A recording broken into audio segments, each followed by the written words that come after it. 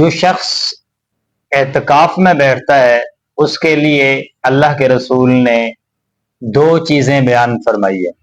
سب سے پہلے تو یہ یاد رکھو کہ اعتکاف کا جو معنی ہوتا ہے وہ اس کا معنی ہوتا ہے ٹھہر جانا، رک جانا۔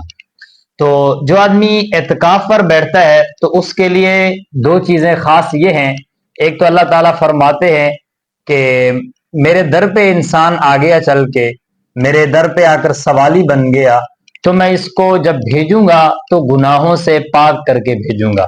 یعنی اس سے معلوم ہوا کہ انسان جو ہے یہ گناہوں سے پاک ہو جاتا ہے۔ دوسری بات یہ ہے کہ جب وہ آدمی ایک دن اعتکاف فرماتا، حالانکہ ہوتا 10 دن کا ہے نا، جب ایک آدمی ایک دن اعتکاف فرماتا ہے تو وہ ایک دن جو ہے وہ اللہ کے پیغمبر فرماتے ہیں کہ وہ جہنم سے 3 خندق کا فاصلے پر یعنی دور ہو جاتا ہے۔ وہ ایک خندق کا کتنا فاصلہ ہوگا؟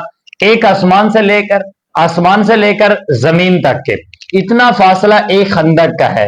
اب یہ دیکھو 3 فاصلے اتنے، تو یہ 3 فاصلوں تک یہ آدمی دور ہو جاتا ہے جہنم سے ایک دن میں۔ تو آپ 10 دن کا حساب کر لے، یہ دو چیزیں اعتکاف والے کو ملتی ہیں۔ بخاری شریف کے اندر حدیث پاک ہے، حضرت اما عائشہ رضی اللہ تعالی عنہ فرماتی ہے، وہ کہتی ہے کہ رسول اللہ صلی اللہ علیہ وسلم رمضان المبارک کے آخری عشرے میں یعنی وہ اعتکاف فرمایا کرتے تھے، اور یعنی مسجد کے اندر ایک مخصوص جگہ پر بیٹھ جایا کرتے تھے۔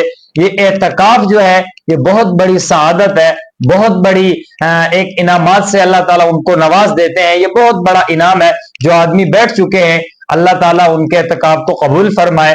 اور دعا ہے رب کریم سے اللہ تعالیٰ ہمارے اس بولنے کو اور آپ کے سننے کو اللہ تعالیٰ بھی قبول و منظور فرمائے۔ وآخر دعوانا الحمدللہ رب العالمین۔